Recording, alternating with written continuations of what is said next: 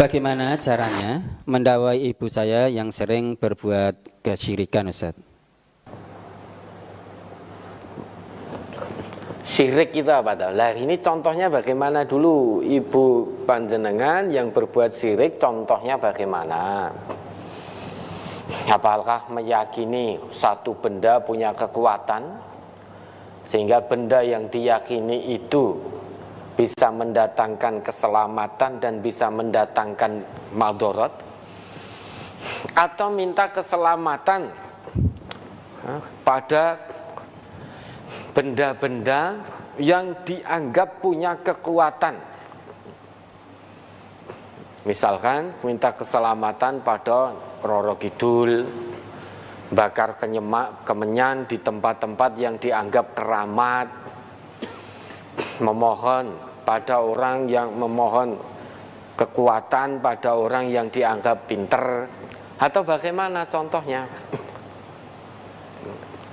Lah bagaimana mendakwahi ibu yang masih berbuat syirik? Mungkin misalkan ibunya meyakini bahwa benda ini punya satu kekuatan,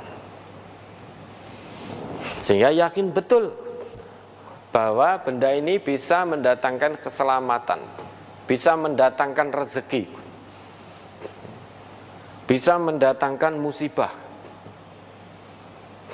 Atau meyakini bahwa orang pintar itu bisa menyembuhkan penyakit, bisa menolak bala dari guna-guna dan lain sebagainya. Atau masih suka datang ke dukun. Nah ini yang mana contohnya? Semua hal yang seperti itu tidak akan diampuni dosanya oleh Allah. Coba diingat kembali itu. Surat apa itu?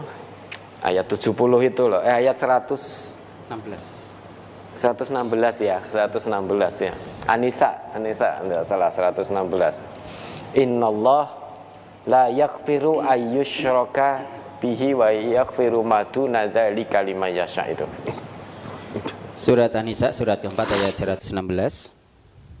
Innallaha la yaghfiru ayyushraka bihi wa yaghfiru ma duna dzalika liman yasha. Wa may yusyrik billahi faqad dhalla dhalalan ba'ida. Sesungguhnya Allah tidak mengampuni dosa mempersekutukan sesuatu dengan Dia, dan Dia mengampuni dosa yang selain dari syirik itu bagi siapa yang dikehendakinya. Barang siapa yang mempersekutukan sesuatu dengan Allah, maka sesungguhnya ia telah tersesat sejauh-jauhnya. Nah ini lah, ibu saudara ini orang Islam bukan? Kalau orang Islam ya, maka diberikan nasihat dengan cara santun. Bu, jenengan kan nggih Islam toh, jenengan juga sholat. Kalau ibu masih melakukan itu atau satu, hati-hati ibu. Dosa menyekutukan Allah, menjadikan sesuatu itu tandingan bagi Allah, itu dosa besar ibu, sampai-sampai Allah tidak mengampuni. Nah ibu kan sholat, maka bagaimana sholatnya bisa bermanfaat? Ibu sholat kok masih suka ke dukun? Sholat ibu bisa gugur 40 hari 40 malam. Pahala sholat ibu bisa hilang kalau masih percaya dengan omongan dukun, kalau masih menyimpan jimat. Nah, jimat itu tidak punya kekuatan apapun, Bu. Ya, wong jimat itu saja untuk berbuat sesuatu terhadap dirinya sendiri saja tidak bisa, Bu. Atau misalkan menyembah patung. Cobi patung niku, apa bisa dia makan sendiri? Diencoki laler saja mboten saged gusah lho, Bu. Patung yang jenengan sembah itu diencoki laler, patungnya mboten iso gusah. Kedep juga tidak bisa. Lah masa gusah laler yang mencok saja tidak bisa, pada dirinya sendiri saja mboten saged lho, Bu.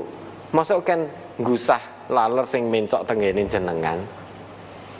Ya pasti sangat lebih tidak bisa lagi. kalau jimat ini Bu ya, jimat ini juga tidak bisa apa-apa. Ini ditaruh di sini saja sudah tidak akan bisa kemana-mana.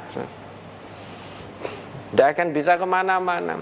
Taruh di luar misalkan hujan, dia juga tidak bisa ngiyup itu Bu, ya teles kebes. Kepanasan juga nggak akan bisa berteduh. Ini perbuatan syirik, Allah tidak ampuni Bu. Jangan pas lagi ke dukun terus jenengan datangi sebagai anak, Bu ini musyrik, ya jelas nggak diterima. Nasihat kebenarannya tidak akan diterima. Tunggu saat yang tepat. Tunggu ketika hati ibu sedang nyaman, tenang, tidak sedang datang ke dukun. Lawang senengane ning dukun, baru di dukun jenengan datang, Bu ini musyrik, Allah nggak ampuni dosa ini, ya tidak akan diterima. Kowe itu anak bocah ngerti apa? Kowe rung lairi aku wis ngene iki. Nah, ibu akan jawab begitu. Lahirmu kuwi mergo dukun iki. Mergo mbah iki, umpama ora kowe ora selamat. Nah, dukun dalam Islam itu yang boleh hanya satu, dukun bayi. Dukun bayi. Lah, berikan nasihat-nasihat dengan bijak kalau ini memang seorang muslim. Bisa jadi karena jenengan itu sebagai anaknya, kadang orang tua itu sulit menerima nasihat dari anaknya, karena biar bagaimanapun anak itu sampai umur berapapun juga masih dianggap kecil terus oleh orang tuanya. Misalkan anak wis umur 40, wis umur 45, 50, sama orang tuanya tetap dianggap kowe jek cilik. Karena orang tua ya selamanya akan menganggap anaknya masih kecil. Kowe ngerti apa, kowe jek cilik dan lain sebagainya. Kalau memberi nasihat sendiri tidak diterima, maka boleh, bisa jadi nasihat kebenaran itu bisa tersampaikan melalui orang lain. Maka jenengan minta tolong pada orang lain. Misalkan jenengan lihat siapa orang yang dekat dengan ibu, kan mesti ada raketang siji ya. Orang yang memang ibu nyaman dengan orang itu, sehingga apa yang diomongkan oleh orang itu ibu bisa menerima. Maka titip pada orang itu untuk memberi nasihat kepada ibu agar berhenti dari kemusyrikan. Selain itu doakan ya. Atau saat jenengan mau memberi nasihat atau sudah titip pada orang lain untuk memberi nasihat kepada ibu tadi, jangan lupa senantiasa doakan agar nasihat yang jenengan berikan atau yang orang lain berikan pada ibu nanti bisa diterima dan dipahami dengan baik. Ya, dulu Nabi Musa juga berdoa sebelum memberi nasihat kepada Fir'aun. Ya, Rabbi syrah li sadri wa yassir li amri wahlul 'uqdatam min lisani yafqahu qawli. Duhai Allah, lapangkanlah dadaku ya Allah, dan mudahkanlah urusanku, dan hilangkanlah kekeluhan dalam lidahku, karena mau memberikan nasihat demi nasihat, sampai orang yang diberi nasihat itu yafqahu qauli, paham perkataanku, paham perkataan sehingga bisa menerima ibrah, menjadikannya sebagai ibrah pelajaran dan berubah menjadi lebih baik, berhenti dari kemusyrikan. Jangan pernah putus asa memberi nasihat. Lebih-lebih ini ibunya.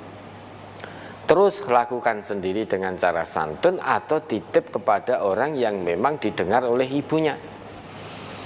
Di samping itu terus doakan, dan doakan. Kewajiban kita hanya berusaha dan mendoakan. Nanti keputusan ada di tangan Allah. Ya, jangan pernah berhenti. Selama hayat masih dikandung badan, jangan pernah berhenti untuk terus berusaha menasihati ibu agar berhenti dari perbuatan musyrik. Ya, ada lagi.